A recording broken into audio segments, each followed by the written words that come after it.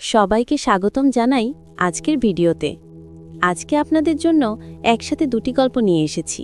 প্রথম গল্পটির নাম হচ্ছে আমার সাথে ঘটে যাওয়া একটি বাস্তবিক ঘটনা, লিখেছেন তাহমিনা আক্তার বৃষ্টি, এবং দ্বিতীয় গল্পটির নাম হচ্ছে চা বাগানের শীতল রহস্য। গল্পটি লিখেছেন নূর মোহাম্মদ। তাহলে শুরু করা যাক প্রথম গল্প দিয়ে, আমার সাথে ঘটে যাওয়া একটি বাস্তবিক ঘটনা। অনেক দিন আগের কথা, আমি মনে হয় তখন ক্লাস 5-এ ছিলাম যখন সে ঘটনাটি ঘটেছিল। এটি একটি ভুতুড়ে ঘটনা, আর এই ঘটনাটি রাতে ঘটেছিল। এই গল্পটি পড়ে যদি আপনাদের ভয় লাগে, তাহলে কিন্তু আমার কোনো দোষ নেই, নিজ দায়িত্বে পড়বেন। আমাদের বাড়িতে দুটি পুকুর আছে, যেগুলো আমাদের লিজ নেওয়া হয়েছিল তখনকার সময়। সেখানে অনেক মাছ চাষ করা হতো, আর এই জন্য পানিতে পোনা ছাড়া হয়েছিল। তবে ওই সময় হালকা বৃষ্টি ছিল, আর আমাদের পুকুরগুলো যেহেতু জমির পাশে ছিল, সেই অনুযায়ী কিছু দেশি মাছ পুকুরে নিয়ে আসার একটি পদ্ধতি ছিল। গ্রাম অঞ্চলের এইরকম পরিবেশে পুকুরের পাশ কেটে দেয়া হয়, যাতে পুকুরের পানি বেশি হয়ে গেলে সেগুলো জমিতে চলে যেতে পারে, আর পানি যাওয়ার কারণে জমির মাঝে থাকা মাছগুলো পুকুরে আসতে শুরু করে। এইভাবে দেশীয় মাছ পুকুরে আনা হয়, তবে জমির যে কোনো মাছই আসে পুকুরে। এভাবেই আমাদের পুকুরে মাছ আনা হতো এবং অতিরিক্ত পানি বের করে দেওয়া হতো। পুকুরের দক্ষিণ পাশে জমি ছিল। পুকুর আর জমির মধ্যে 10-12 ফিট জায়গা আছে। জায়গাটা দিনের বেলায় কিছুটা অন্ধকার আর ভয়ঙ্কর লাগে। এর কারণ হচ্ছে সেখানে জমির পাশে একটি বাঁশের ঝোপ রয়েছে, আর তার পূর্ব পাশেই রয়েছে কবরস্থান। এর মাঝামাঝিতে বিশাল আকারের তেঁতুল গাছ আছে, যার কারণে জায়গাটা এমনিতেই কিছুটা ভয়ঙ্কর লাগে, আর রাত্রিবেলা তো আরও বেশি ভয়ঙ্কর লাগে। দক্ষিণা বাতাস গায়ে লাগলেও যেন ভারী লাগে ওই জায়গায়। আর এখানে পুকুর আর জমির মাঝে লম্বা করে ড্রেনের মতো কাটা হয়েছে পানি বাইরে নেওয়া এবং মাছ পুকুরে নিয়ে আসার জন্য। তবে পুকুরের অংশে পথ বন্ধ করার উপায় রাখা হয়। যাই হোক, সন্ধ্যাবেলায় আব্বু আর আমার এক কাকা গিয়ে পুকুরের পথ খুলে পানি বের হওয়া জায়গা করে দিয়েছিল, কারণ সেদিন কিছুটা বৃষ্টি হয়েছিল। রাত 11টার দিকে পানির পথ বন্ধ করার জন্য আব্বু যাচ্ছিল একা। তখন আমি বললাম আমিও যাব আজকে। আর যেহেতু আব্বু মাঝে মধ্যে সেখান থেকে কিছু মাছ নিয়ে আসতো সন্ধ্যায়, সেই হিসেবে আমি ভাবলাম আমিও দেখব কিভাবে মাছগুলো ধরে। যাই হোক, আমি গেলাম আব্বুর সাথে। প্রথমে পুকুরের সিঁড়িতে দেখলাম কিছু কুচো চিংড়ি পাশে বসে আছে। আমি খুব সাবধানে হাত দিয়ে কয়েকটা ধরে ফেললাম। তখন আব্বু বলল ছেড়ে দিতে, তাই দিলাম। সেখানে যাওয়ার পরে আমি লাইট ধরে দাঁড়িয়ে আছি। তখন দেখলাম একটা মাছ জমি থেকে পুকুরের দিকে ঢুকছে। তখন আমি আব্বুকে বললাম আমি মাছটি ধরব। তখন আব্বু বলল ধরতে। এটি যখন পুকুরের কাছাকাছি চলে আসে এবং জালে আটকে গেল, তখন আমি মাছটি ধরে ফেললাম। 2 মিনিটের মতো এটি হাতে ধরে রেখেছিলাম। মাছটি নিয়ে আমি পানি থেকে অনেকটা দূরে দাঁড়িয়েছিলাম, যাতে মাছ পানিতে না পড়ে। তখন আব্বুর হাতে লাইট ছিল। হঠাৎ করে মাছটি আমার হাত থেকে পিছলে মাটিতে পড়ে যায়, কিন্তু পানিতে পড়েনি। লাইটের আলো জায়গায় মাছটা পড়েছিল, কিন্তু এরপর তাকে আর দেখা যায়নি। তখন আমি কিছুটা ঘাবড়ে গেলাম, বারবার এদিক সেদিক খুঁজতে থাকলাম। তখন আব্বু বুঝতে পেরেছিল, কারণ তখন যেন হঠাৎ করেই চারিদিকে খুব জোরে বাতাস শুরু হলো, কিন্তু তখন বাঁশের ঝোপ ছাড়া আর কিছুই নড়ছে না। আর এই দেখে আব্বু আমার হাত ধরে সোজা হাঁটা দিল, কিছুই বলল না। আমি আব্বুকে অনেকবার জিজ্ঞেস করলাম কেন চলে যাচ্ছি, মাছটা তো পাইনি।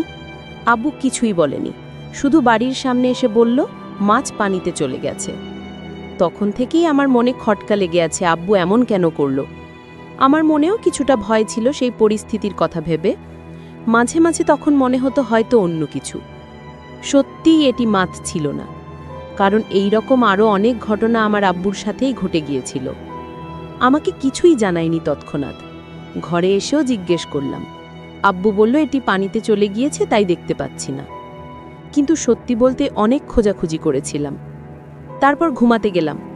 যদিও সব সময় আমি আর আমার ছোট ভাই আলাদা ঘুমাতাম, কিন্তু সেদিন আমি ভাই সহ আম্মু আর আব্বুর সাথে ঘুমিয়েছি।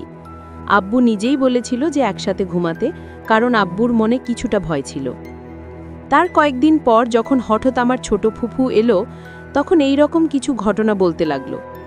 তখন বুঝলাম মাছরূপী অন্য কিছু আমার হাতে এসেছিল।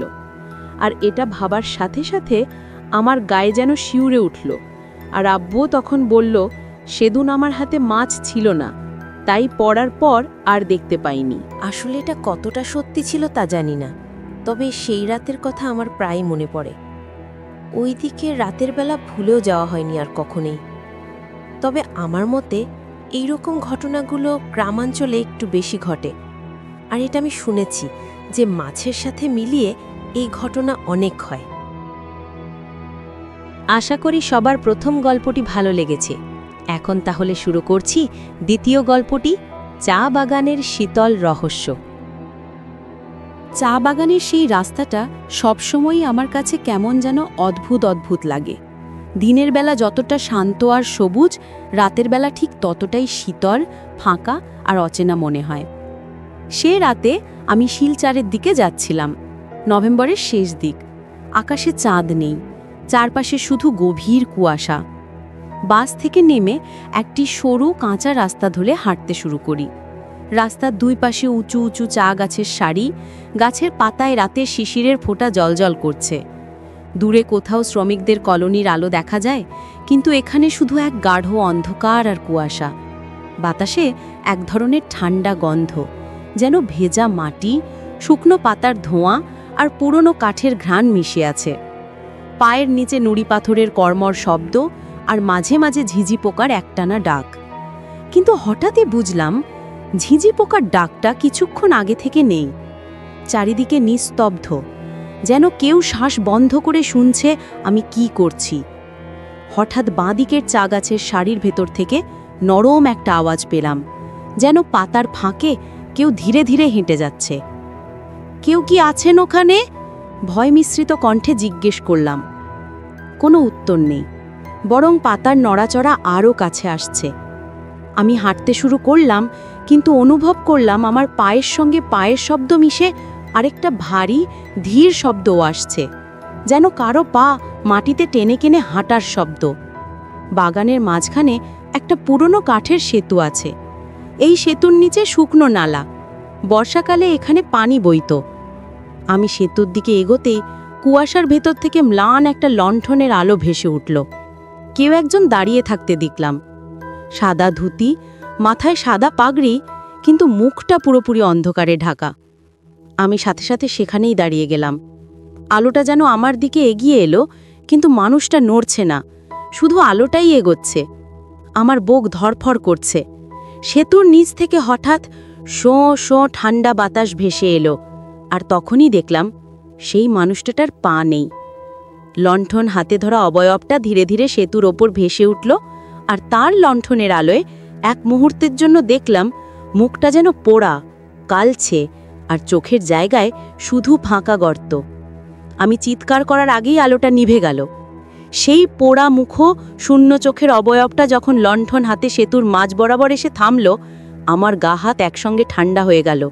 মনে হচ্ছে যেন বুকের ভেতরে রক্ত জমে বরফ হয়ে গেছে। আমার শ্বাস প্রশ্বাস একেবারে বন্ধ হয়ে আসছিল, আর গলায় যেন কেউ অদৃশ্য হাতে শক্ত করে চেপে ধরে আছে। সেতুর নিচ থেকে আবার শোঁ শোঁ হাওয়া উঠল, আর হাওয়ার সঙ্গে কানে ভেসে এলো কর্কশ একটা ফিসফাস, তুই চলে যা। কি করব বুঝে উঠতে পারছিলাম না। চোখের সামনে সব কিছু কুয়াশার মতো মিলিয়ে যাচ্ছিল। লণ্ঠনের সেই ম্লান আলো হঠাৎ তীব্র হয়ে চোখে লাগল, তারপর আবার নিভে গেল। অন্ধকার আর অন্ধকার। শেষবার যা মনে আছে তা হলো সেই পোড়া মুখটা আমার দিকে ঝুঁকে আসছে, আর তার গন্ধ যেন পুরনো পোড়া কাঠ আর পচা মাটির মিশ্রণ। তারপর কিছুই মনে নেই। যখন জ্ঞান ফিরল, তখন আমি একটা মাটির ঘরের ভেতরে শুয়ে আছি। মাথার পাশে কেরোসিনের লণ্ঠন জ্বলছে। ঘরের কোণে বসে আছেন ৩-৪ জন স্থানীয় শ্রমিক। তাদের চোখে কৌতূহল, ভয় আর অবিশ্বাস একসঙ্গে জমে আছে। বাবু, আপনি ভাগ্যবান, অনেকেই ওই সেতুর ধারে গিয়ে ফেরে নাই, বলে এক বৃদ্ধ শ্রমিক, যার গলার স্বর কর্কশ হলেও চোখে ছিল এক ধরনের উদ্বেগ। আরেকজন বলল, ওইটা বহু পুরনো ঘটনা বাবু, এই বাগানের মালিকের খুন হওয়া, আগুনে পুড়ে মরার কথা, অনেক কাহিনী আছে, কিন্তু রাতের বেলায় কেউ সেতুর ওধারে গেলে। সে আর বাকিটা বলল না, শুধু মাথা নিচু করে নিঃশ্বাস ফেলল। আমার পুরো শরীর তখনও ঠান্ডায় কাঁপছে, বুকের ভেতরে ধকধক শব্দ যেন কান ফাটিয়ে দিচ্ছে। আমি বুঝলাম আমি যেটা দেখেছি সেটা স্বপ্ন বা মায়া নয়, বরং এই চা বাগানের এক কালো সত্য। আমি উঠে বসলাম, মাথাটা এখনও ঝিমঝিম করছে, আমার পোশাক ভিজে গেছে, যেন গভীর কুয়াশার ভেতর থেকে আমি এইমাত্র বেরিয়ে এসেছি। লণ্ঠনের ম্লান আলোয় আমি দেখতে পেলাম ঘরের কোণে বসে থাকা শ্রমিকদের চোখ যেন আমার দিকেই। আমি জানতে চাইলাম, কে কে ছিলেন উনি সেতুর নিচে, আর পোড়া মুখটা? বৃদ্ধ শ্রমিকটি গভীর দীর্ঘশ্বাস ফেলে বলল, বাবু, উনি হলেন এই বাগানের মালিক, নাম সুরেশ রায়। বহু বছর আগে এই চা বাগান যখন তৈরি হয়, তখন সুরেশবাবু একজন সৎ এবং দয়ালু মানুষ ছিলেন, কিন্তু ধীরে ধীরে তার ভেতরে লোভ আর হিংসা বাসা বাঁধল। শ্রমিকদের ওপর অত্যাচার শুরু করলেন, তাদের পাওনা টাকা দিতেন না, আর যারা প্রতিবাদ করত তাদের মারধর করতেন। একটা সময় তার এই অত্যাচার এতটাই চরমে পৌঁছালো যে শ্রমিকরা আর সহ্য করতে পারল না। কথাটা শেষ না করে বৃদ্ধ একটু থামল, যেন কোনো স্মৃতি তাকে কষ্ট দিচ্ছে। এরপর সে আবার বলতে শুরু করল, ওই দিন রাতে শ্রমিকরা তাকে এই সেতুর নিচেই আটকে ফেলে, তারা তার শরীরে আগুন ধরিয়ে দেয়। সুরেশবাবু বাঁচার জন্য চিৎকার করছিলেন, কিন্তু কেউ তাকে সাহায্য করতে আসেনি। সেদিন থেকেই শোনা যায় সুরেশবাবুর অতৃপ্ত আত্মা প্রতি রাতে ওই সেতুতে ফিরে আসে। সে তার পোড়া মুখ আর শূন্য চোখে সেই সব মানুষ খোঁজে যারা তার এই পরিণতি ঘটিয়েছিল, আর মাঝে মাঝে যে কোনো অপরিচিত মানুষ যারা এই গভীর রাতে এই পথ দিয়ে যায়, তাদের সে তার কাছে টেনে নিয়ে যায়। বৃদ্ধের কথাগুলো আমার বুকে একটা কাঁটার মতো বিঁধছিল। তার চোখে ভয় আর দুঃখের এক অদ্ভুত মিশ্রণ দেখা যাচ্ছিল। আমি উঠে দাঁড়ালাম। বাইরে তখন অন্ধকার, কুয়াশা আরও ঘন হয়েছে। আমি চলে যেতে চাই, কোনো মতে বললাম। শ্রমিকরা আমাকে বাগান থেকে বের হওয়ার রাস্তা দেখিয়ে দিল। আমি তাদের ধন্যবাদ জানিয়ে বেরিয়ে আসলাম। হাঁটতে হাঁটতে মনে হলো যেন কেউ আমাকে পেছন থেকে অনুসরণ করছে। আমি বারবার পেছনে ফিরে তাকালাম, কিন্তু কাউকে দেখতে পেলাম না। শুধু সেই পচা গন্ধটা, সেই পোড়া কাঠের গন্ধটা এখনও আমার নাকে লেগে আছে। আমি যখন চা বাগান পেরিয়ে বড় রাস্তায় এসে পৌঁছালাম, তখন ভোরের আলো ফুটতে শুরু করেছে। আমি একটা খালি বাস পেলাম আর তাতে উঠে বসলাম। বাস যখন চলতে শুরু করল, আমি জানালার পাশে বসে বাইরের দিকে তাকালাম। একটা দীর্ঘশ্বাস ফেলে ভাবলাম, এই দুঃস্বপ্নটা শেষ হলো। কিন্তু হঠাৎই বাসের আয়নায় আমার প্রতিফলন দেখতে গিয়ে চমকে উঠলাম। আমার মুখটা কালচে আর ঘোলাটে লাগছিল, আর আমার চোখের জায়গায় যেন শুধু দুটি শূন্য গর্ত। বাসটা তখনও রাস্তা দিয়ে চলছিল। আমি বুঝতে পারলাম আমার এই চা বাগান থেকে পালানো সম্ভব না। আমি কেবল একটা গল্পের সাক্ষী হয়ে গেলাম, আর সেই গল্পের যার নাম চা বাগানের শীতল রহস্য। সবাইকে অসংখ্য ধন্যবাদ এতক্ষণ সাথে থাকার জন্য। আপনাদের গল্পগুলো ভালো লাগলে অবশ্যই কমেন্ট করতে ভুলবেন না এবং চ্যানেলটিকে সাবস্ক্রাইব করবেন। অসংখ্য ধন্যবাদ তাহমিনা আক্তার বৃষ্টিকে এবং নূর মোহাম্মদকে এত সুন্দর দুটি গল্প উপহার দেওয়ার জন্য। যদি আরও গল্প পড়তে চান তাহলে ঘুরে আসতে পারেন তাদের প্রোফাইলে থেকে। তাদের প্রোফাইল ভিডিও ডেসক্রিপশনে দেওয়া হলো। সবাইকে ধন্যবাদ আজকের গল্পগুলো শোনার জন্য। আজকের জন্য তাহলে এই পর্যন্তই। আল্লাহ হাফেজ।